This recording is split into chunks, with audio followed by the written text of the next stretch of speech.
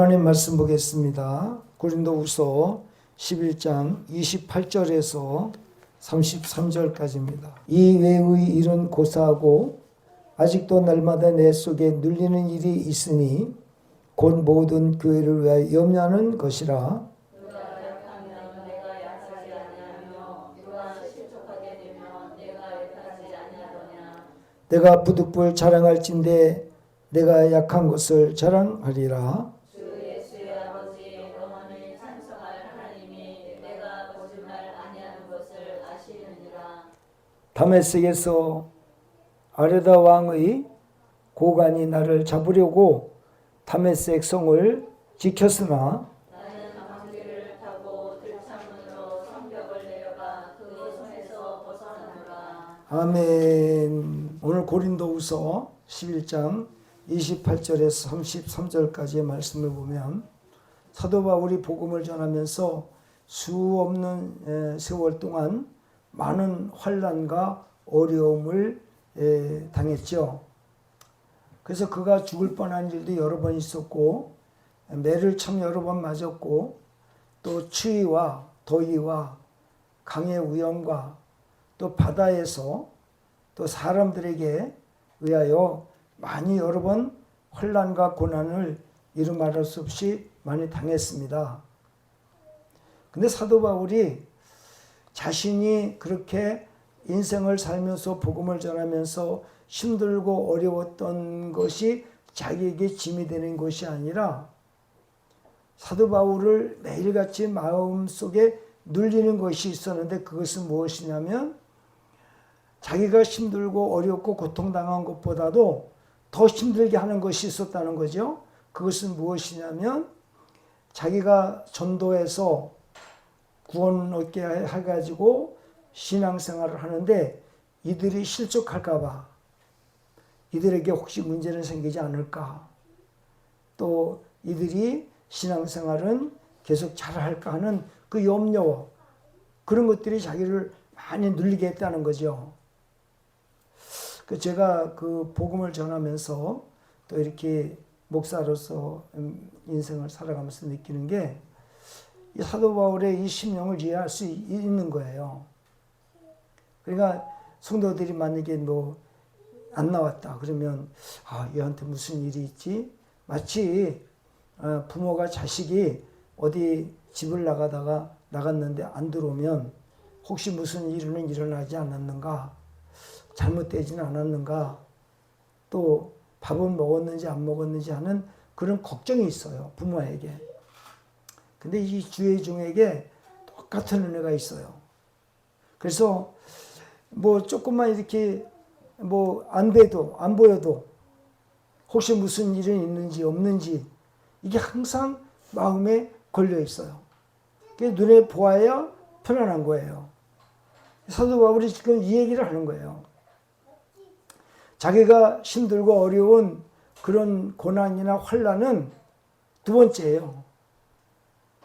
첫 번째는 자기가 전도해서 교회를 세워놓고 또 그 다음에 신앙생활을 하게 한 사람들이 문제는 없는지 이것들 때문에 항상 마음에 염려가 있었고 마음을 눌렀다. 그러니까 마음을 눌렀다는 것은 마음이 안 편안한 거예요. 편하지 않은 거예요. 그런 마음이 주의 종에게 있어요. 왜요? 제가 그런 거를 실제로 느끼니까. 어떤 때는 뭐 괜찮겠지 하면서도 이게 뭐 안 보인다든지 어떤 문제가 있다든지 그러면 이런 것들 때문에 굉장히 마음이 힘들 때가 많아요. 사도 바울이 지금 이런 얘기를 하고 있습니다. 그러니까 사도 바울이 오늘 전하고자 하는 이야기는 뭐냐면 얼마만큼 그 자신이 만들어 놓은 그 성도들 또 그 다음에 교회가 문제가 생길까 봐 노심초사 항상 이것에 걱정하고 있다는 사실을 또 알 수가 있는 것이죠. 이게 참된 하나님의 종이다. 그러니까 예수님은 얼마나 우리를 향해서 더하시겠냐 그런 생각을 해볼 수도 있는 것이죠. 그래서 오늘 28절에 그 얘기를 하고 있는 것입니다. 이외의 일은 고사하고 아직도 날마다 내 속에 눌리는 일이 있으니 곧 모든 교회를 위해 염려하는 것이라. 누가 약하면 내가 약하지 아니하며 누가 실족하게 되면 내가 애타하지 아니하더냐 그랬어요. 그러니까 사도 바울이 전도한 성도가 만약에 문제가 있어서 힘들고 어려운 그 고난을 당한다 그러면 같은 심령이라는 거죠. 같은 심령이다. 그러니까 이 뭐냐면 부모와 자식 간의 관계가 자식이 문제가 생기면 같이 아프잖아요. 같이 힘들잖아요. 이 주의 종과 성도 간의 관계가 그렇더라는 거예요. 근데 실제로는 그렇거든요. 그 전에 뭐 제가 이제 시흥에서부터 목회를 했는데 그 성도가 상당히 힘들어할 때 내 자신이 아프고 싶더라고요. 그가 아프고 힘들고 맨날 가슴을 치고 하는 그런 모습을 보면서 차라리 내가 아프고 말지 하는 그런 심령이 있어요. 사도 바울도 지금 그들의 영혼이 힘들어하면 같이 힘들고 고통받으면 같이 고통받는 그런 마음이다 라고 그렇게 이렇게 교회를 향해서 그런 얘기를 하는 거지요. 그래서 누가 실족하면 내가 애태하지 아니하냐. 아이고 참 저거 이 신앙생활 잘해야 될 텐데 하는 그런 어떤 그 마음의 고통 이런 것이 있다는 거죠.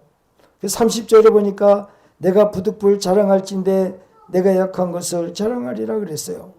그러니까 사도 바울이 이 얘기를 하는 것은 뭐냐면 고린도 교회에 나중에 들어온 자들이 힘자랑하고 명예자랑하고 또 자기들은 이렇게 인증서 받아가지고 추천서 받아가지고 와서 그렇게 하고 그래가지고 군림한다는 거죠. 근데 자기 자신은 그럴 마음이 추워도 없어요. 내가 교회를 세웠다고 해서 교회 세운 것 때문에 자랑할 것도 없고 또 그 다음에 성도가 늘어났다고 해서 자랑할 것도 없고 그래서 오직 그 자신은 자랑할 수 있는 게 무엇이냐면 자기 약한 것 외에는 자랑할 것이 없다. 그렇게 이야기를 해요. 그래서 이제 고린도후서 12장에도 이제 그런 내용이 나오는데요. 우리가 이 세상에 가만히 보면 자랑할 게 없어요. 어떤 힘자랑, 돈자랑, 금은 보석 자랑, 또 그 다음에 건강 자랑 할 게 없어요. 인생은 이 세상에 자랑하는 것 자체가 다 악이라고 그랬어요. 왜요? 그 자랑한 것으로 말미암아 인생이 영원해야 되는데 그렇지 못하다고 하는 것이죠. 근데 우리는요 너무 자랑하고 싶어해요. 자랑하고 싶어요. 인간은 예수를 믿으면서도요 그 자랑하고 싶은 그 심령이 있어요. 꼭 이런 게 있더라니까요. 근데 이거를 없애야 돼요. 그래서 그리고 하나님의 능력은요 강할 때 오는 것이 아니라 약할 때 온다고 되어 있거든요. 자, 고린도후서 12장을 한번 보겠습니다. 12장 이건 7절 이하에서 지금 말씀하고 있는데 사도 바울이 그 자기의 어떤 이제 연약한 거 또 질병 이런 걸 위해서 하나님께 간절히 기도했더니 응답이 어떻게 왔냐면요. 이제 8절은 기도한 거를 얘기하고 있고 9절서부터 보겠습니다. 시작.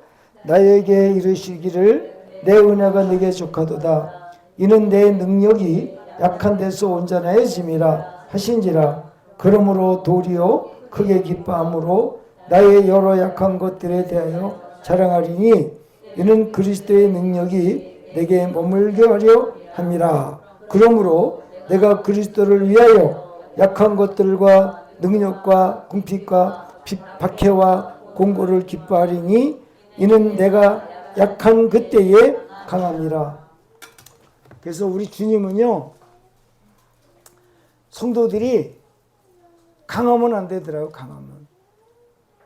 믿음에서 강한 건 좋죠. 근데 힘자랑, 세상에 그 능력 자랑, 그런 걸 하면 안 되는 거예요. 그래서 주님 앞에 제가 이제 뭐 저도 그런 경험을 많이 있습니다만은, 옛날에는 저도 이제 그 영적으로 충만하지 못할 때 조금만 뭐가 올라오면 자랑하고 싶은 마음이 막 충동질을 해요. 그 지내놓고 또 이렇게 하나님 말씀을 배우면서 또 은혜를 받으면서 지내놓고 보니까 정말 자랑할 게 없어요. 아무것도 아니라는 거죠. 그래서 우리가 자랑할 것은 힘든 거, 어려운 거, 혼란 받는 거, 약해진 모습 자랑하라는 거죠. 약해진 모습. 그걸 자랑할 때 하나님의 능력이 거기에 머문다는 거죠. 그러니까 우리가 이 세상을 살다가 주님 부르시는 날까지 저와 여러분은 조금도 자랑할 필요가 없어요. 자랑할 게 없어요. 왜 그러냐면 야고보서 4장 16절에 의하면 한번 펴보세요. 야고보서 4장 16절에 다 같이 야고보서 4장 16절을 읽어보겠습니다. 시작. 이제도 너희가 허탄한 자랑을 하니 그러한 자랑은 다 악한 것이라. 예, 이제도 너희가 허탄한 것을 자랑하노니 자랑은 다 악한 것이다. 예, 악한 것이다. 그러니까 자랑할 게 없어요. 그리고 하나님 앞에는 자꾸 낮아지면서 약해지면서 그냥 주님만 강하고 주님에게 기대고 은혜 받기를 원하는 여러분 되시길 바랍니다. 자, 그러면 본문으로 다시 돌아가면서 31절에 보니까 주 예수의 아버지 영원히 찬송할 하나님이 내가 거짓말 아니하는 것을 아시느니라 그랬어요. 사도 바울이 여기서 고린도 교회를 향해 편지를 쓸 때에 내가 지금 이거 하고 있는 이 모든 것은 우리 하나님이 나의 마음을 너무나 잘 알고 있다. 우리 인간의 마음은 인간이 모르죠. 자기 마음도 몰라요. 사실은 자기가 조금 있다 어떤 마음을 갖고 어떻게 생활할지 모르는 거예요. 하나님은 아시거든요. 그래서 하나님께서 예레미야 17장 9절에서 심히 부패하고 가정한 것은 인간의 마음이오라마는 누가 능히 이를 알리오마는 우리 하나님은 피부를 시험하고 또 뭐라고 했어요? 피부를 시험하고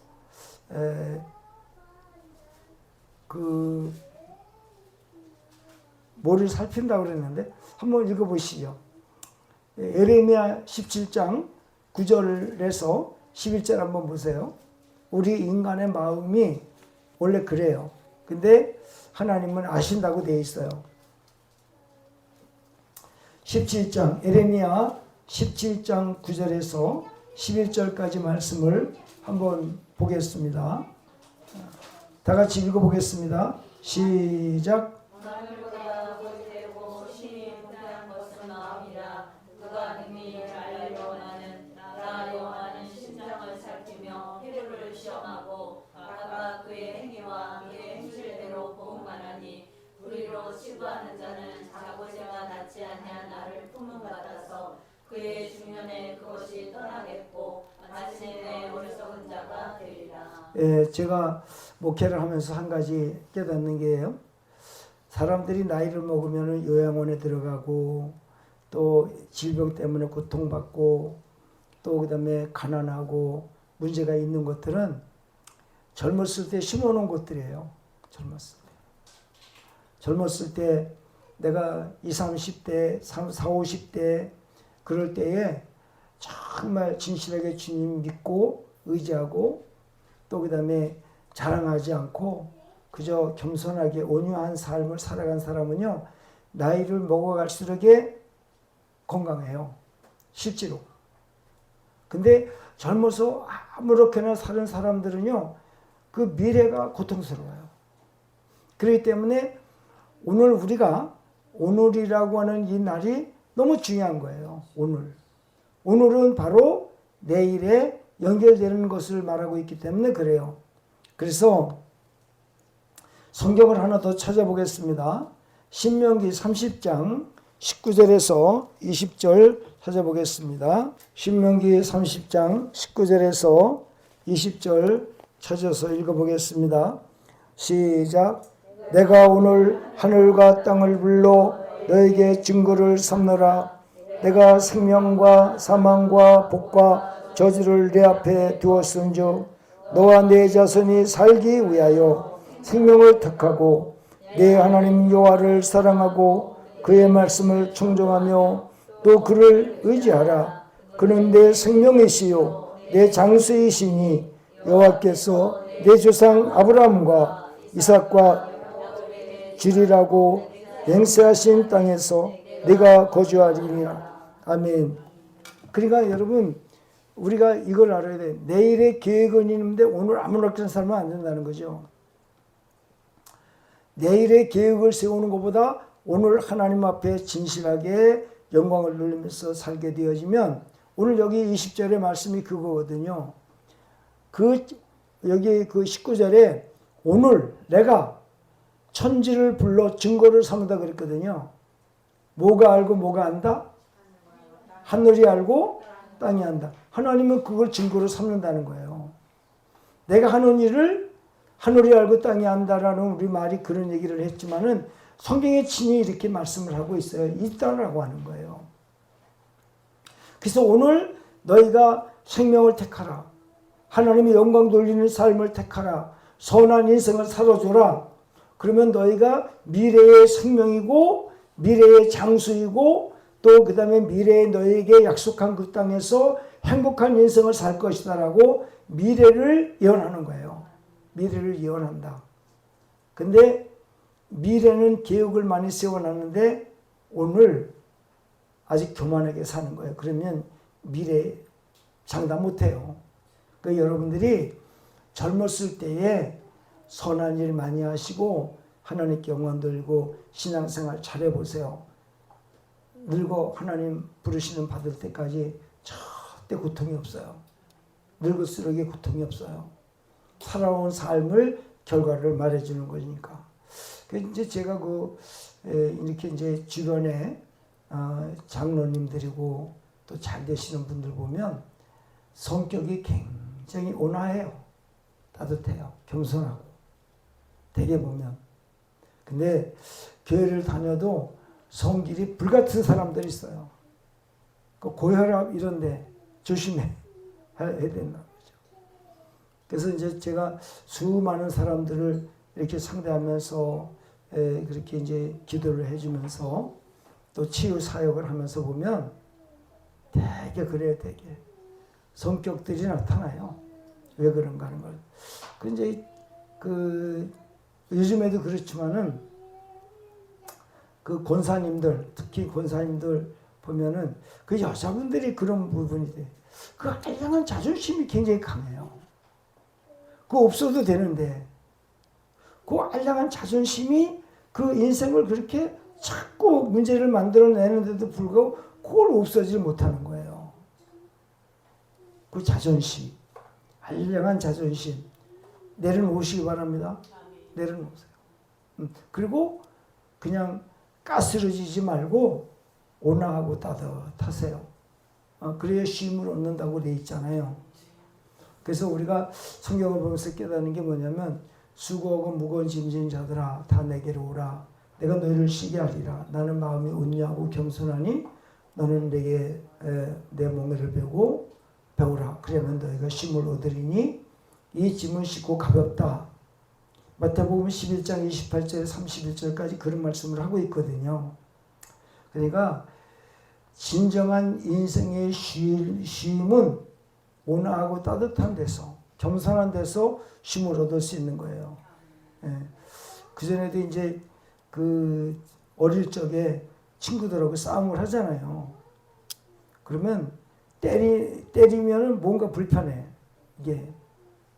그리고 맞으면은 억울하지만은 왠지 모르게 편한 느낌이 있어요.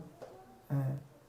그러니까 이런 것들이 성경에 나와 있으니까 그래서 오늘 하루하루 우리가 하나님께 영광 돌리는, 여러분들이 이 자리에 괜히 앉아있다고 생각하면 안 돼요.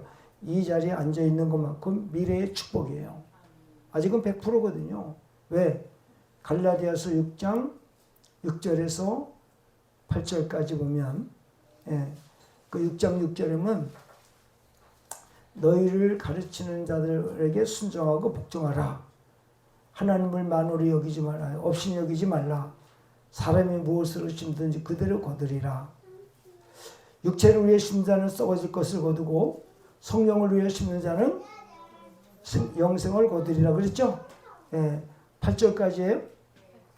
그렇게 돼 있거든요. 그러니까 제가 여기 자리에 있어요. 함께 했어요. 이 자체가 좋은 걸 심는 거예요. 성령을 위해 심는 거예요. 거기 영생이 있거든요. 그래서 너무나 좋은 은혜를 주시고 있음을 알 수가 있는 것이죠. 그리고 선을 행하되 낙심하지 말지니 때가 이르면 거두리라. 9절에 그렇게 돼 있죠. 그 10절에 너희들이 그 믿는 믿음의 가정들에게 선한 일을 하라. 그렇게 돼 있죠. 그러니까 6장 10절에 그러니까 우리가 이 하나님 말씀이 이렇게 정확하게 교훈되어 있기 때문에 그렇게 하루하루가 믿음 안에서 살아가시기 바랍니다. 그래요. 이제 한 5분 더 지났는데 또 본문으로 가보겠습니다. 사도 바울의 마음을 하나님이 아신다라고 말하고 있어요.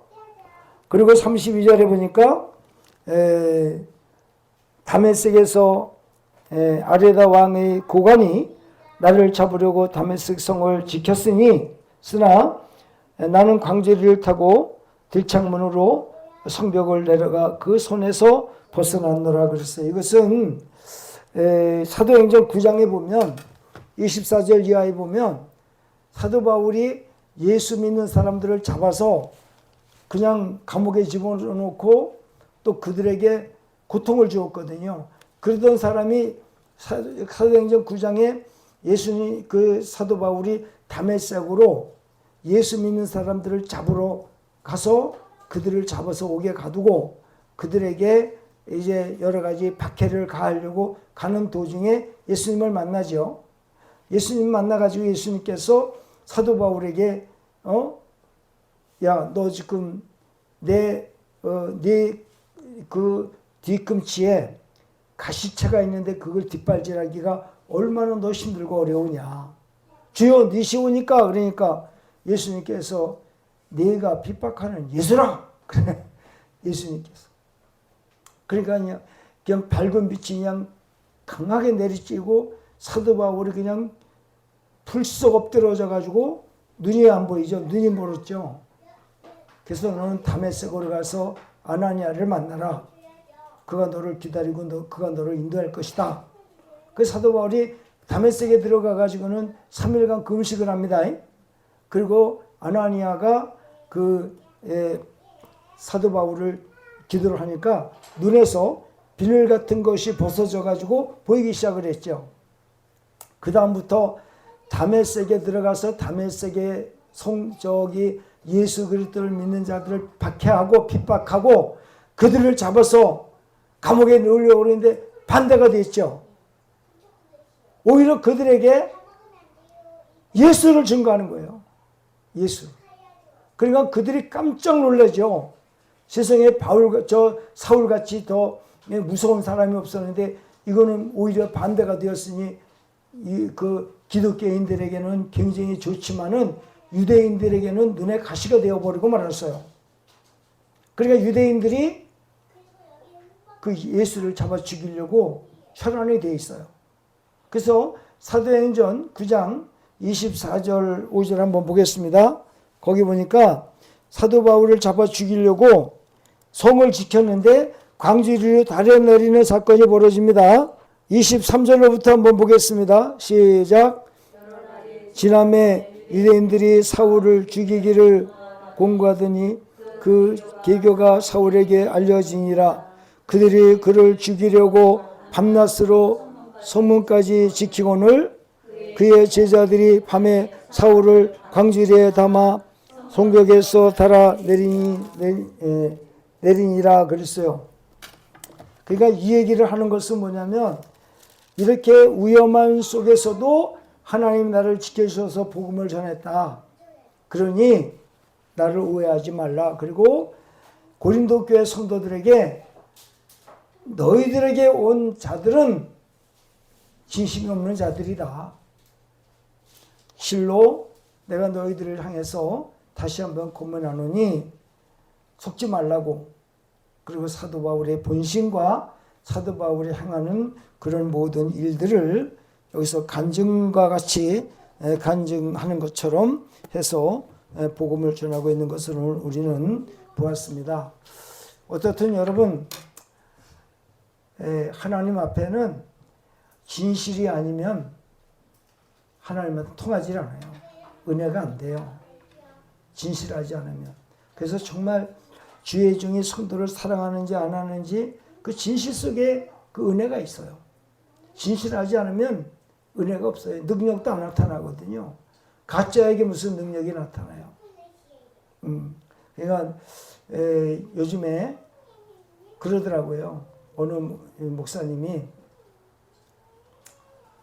요즘에 하나님의 종들도 너무 세속적이라는 거죠. 세속적이다. 그러니까 예수 그리스도의 복음을 전하면서도 그의 마음들이 전부 세상에 속한 부분이 많다는 거죠. 복음은 20%, 그 마음은 세상 쪽으로 향하는 게 80%다. 뭐 이런 식으로 얘기를 하더라고요. 그래서 우리 항상 제가 말씀드리는 게 뭐냐면 우리의 인생은 오늘 있다가 내일 죽는 한이 있더라도 참된 진리 안에서 마음을 주고받을 때 능력이 나타난다. 그런 것을 교훈하고 있음을 믿으시기 바랍니다.